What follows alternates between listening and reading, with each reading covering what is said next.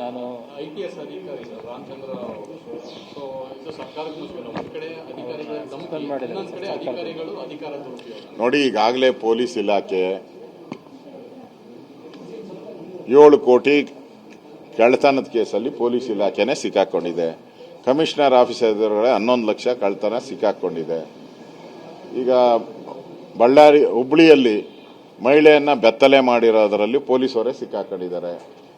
ಎಲ್ಲದರಲ್ಲೂ ಪೊಲೀಸರೇ ಸಿಕ್ಕಾಕೊಂತ ಇದ್ದಾರೆ. ಅಂದರೆ ರಾಜ್ಯದಲ್ಲಿ ಪೊಲೀಸ್ ಇಲಾಖೆ ಮೇಲೆ ಇಡ್ತಾ ಇಲ್ಲ. ಹೇಳೋರು ಕೇಳೋರು ಯಾರೂ ಇಲ್ಲ.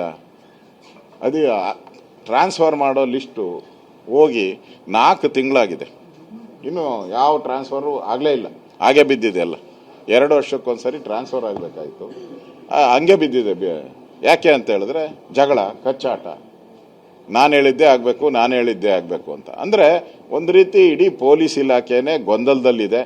ಅದರಲ್ಲಿ ಈ ರಾಮಚಂದ್ರ ಕೇಸನ್ನು ಸೇರ್ಕೊಂಡಿದೆ ಅಷ್ಟೆ. ಒಟ್ಟಾರೆ ಕರ್ನಾಟಕದಲ್ಲಿರೋ ಪೊಲೀಸರ ಅವರ ಮಾನಸಿಕ ಸ್ಥೈರ್ಯವನ್ನು ಎಲ್ಲ ಕುಸಿದೋಗಿದೆ. ಅವ್ರಿಗೆ ಯಾರು ನಿಷ್ಠಾವಂತ ಪೊಲೀಸ್ ಅಧಿಕಾರಿಗಳಿದ್ದಾರೋ ಅವರೆಲ್ಲ ಕೈ ಕಟ್ಕೊಂಡು ಕೂತಿದ್ದಾರೆ. ಕೆಲಸ ಮಾಡದೆ ಕೈ ಕಟ್ಕೊಂಡು ಕೂತಿದ್ದಾರೆ. ಯಾರು ಅಕ್ರಮ ಮಾಡ್ತಾ ಇದ್ದಾರೋ ಅವ್ರಿಗೆಲ್ಲ ರಾಜಾರೋಷವಾಗಿ ಇನ್ನಷ್ಟು ಅಕ್ರಮ ಮಾಡೋಕ್ಕೆ ಸರ್ಕಾರ ಕುಮ್ಮಕ್ಕು ಕೊಡ್ತಾ ಇದೆ. ಶಿಡ್ಲಘಟ್ಟ ರಾಜೇಗೌಡ ಇನ್ನೂ ಕೂಡ ಬಂಧನ ಆಗಿಲ್ಲ ಸರ್. ಸರ್ಕಾರ ಈಗ ಕೋರ್ಟ್ ಕೂಡ ಚೀಮರ್ ಹಾಕಿದೆ. ಇಲ್ಲ, ಬಂಧನ ಆಗಲ್ಲ.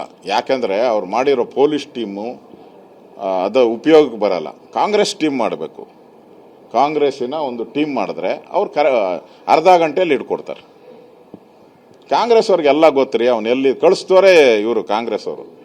ಅವನು ಕಳಿಸಿ ಎಲ್ಲಿ ಇಡಬೇಕೋ ಎಲ್ಲ ಇಟ್ಟವ್ರೆ. ಬೇಲಾಗೋರ್ಗು ಅವನು ಬರಬಾರ್ದು ಅಂತ ಹೇಳಿದ್ದಾರೆ ಅಷ್ಟೇ.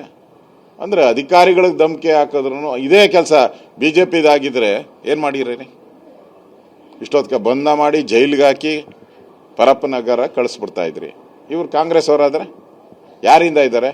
ಇವತ್ತು KH ಮುನಿಯಪ್ಪ ಹೇಳ್ದಂತ ಭಾಳ ಒಳ್ಳೆನಂತೆ ಅವನು, ಭಾಳ ಸಾಫ್ಟ್ ಅಂತೆ ಅವನು.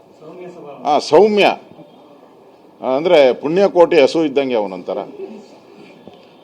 ಪುಣ್ಯಕೋಟಿ ಹಸು KH ಮುನಿಯಪ್ಪನವರು ಈ ಥರ ಒಬ್ಬ ಕದೀಮನ್ಗೆ ಈ ಥರ ಶಬಾಷ್ಗಿರಿ ಕೊಡುವಂಥದ್ದು, ಅದು ಒಬ್ಬ ಮಹಿಳಾ ಅಧಿಕಾರಿ ಮೇಲೆ ಅವ್ರ ಮನೆಯಲ್ಲೇ ಅವ್ರ ಅಮ್ಮನ್ನ, ಅವ್ರ ಅಕ್ಕನ್ನ, ಯಾರ್ಯಾರು ಇದ್ದಾರೋ ಎಲ್ಲರನ್ನೂ ಬೀದಿಗೆ ತಂದುಬಿಟ್ಟಿದ್ದಾರೆ.